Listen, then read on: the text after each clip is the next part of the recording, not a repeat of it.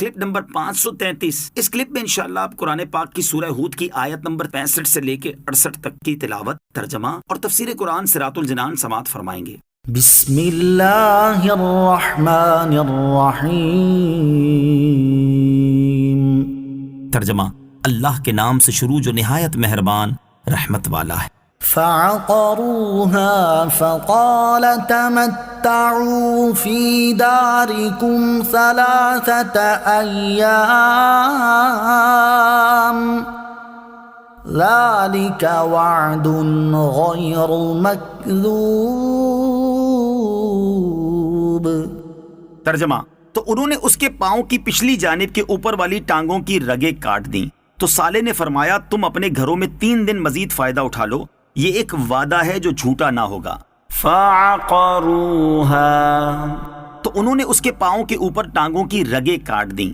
قوم سمود نے اللہ تعالیٰ کے حکم کی مخالفت کی اور بدھ کے دن انہوں نے اس اونٹنی کی ایڑیوں کے اوپر ٹانگوں کی رگیں کاٹ دیں۔ اس کے بعد حضرت صالح علیہ السلام نے ان سے فرمایا اپنے گھروں میں 3 دن یعنی جمعے تک جو کچھ دنیا کا عیش کرنا ہے کر لو، ہفتے کے دن تم پر عذاب آ جائے گا، اور اس کی علامت یہ ہے کہ پہلے دن تمہارے چہرے زرد ہو جائیں گے، دوسرے دن سرخ، تیسرے دن یعنی جمعہ کو سیاہ ہو جائیں گے، پھر ہفتے کے دن عذاب نازل ہوگا، یہ ایک وعدہ ہے جو جھوٹا نہ ہوگا، چنانچہ ایسے ہی ہوا۔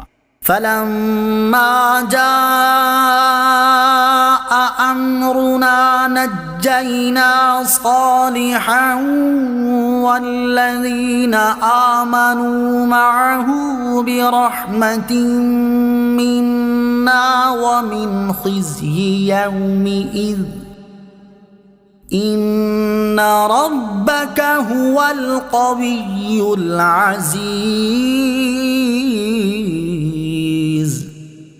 وأخذ الذين ظلموا الصيحة فأصبحوا في ديارهم جاثمين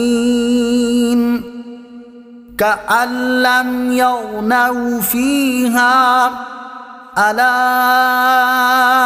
إن ثمود كفروا ربهم ألا بعدا لثمود۔ ترجمہ، پھر جب تمہارا حکم آیا تو ہم نے صالح اور اس کے ساتھ والے مسلمانوں کو اپنی رحمت کے ذریعے بچا لیا اور اس دن کی رسوائی سے بچا لیا۔ بے شک تمہارا رب بڑی قوت والا غلبے والا ہے۔ اور ظالموں کو چنگھاڑ نے پکڑ لیا تو وہ صبح کے وقت اپنے گھروں میں گھٹنوں کے بل پڑے رہ گئے، گویا وہ کبھی یہاں رہتے ہی نہ تھے۔ سن لو، بے شک سمود نے اپنے رب کا انکار کیا، خبردار لعنت ہو سمود پر۔ فلما جاء امرنا، پھر جب ہمارا حکم آیا۔ آیت کا خلاصہ یہ ہے کہ جب قوم سمود پر اللہ تعالیٰ کے عذاب کا حکم آیا تو اللہ تعالیٰ نے اپنے فضل اور رحمت سے حضرت صالح علیہ السلام اور ان پر ایمان لانے والوں کو اس عذاب اور اس دن کی رسوائی سے بچا لیا۔ وَأَخَذَ الَّذِينَ ظَلَمُوا الصَّيْحَةُ، اور ظالموں کو چنگھاڑ نے پکڑ لیا۔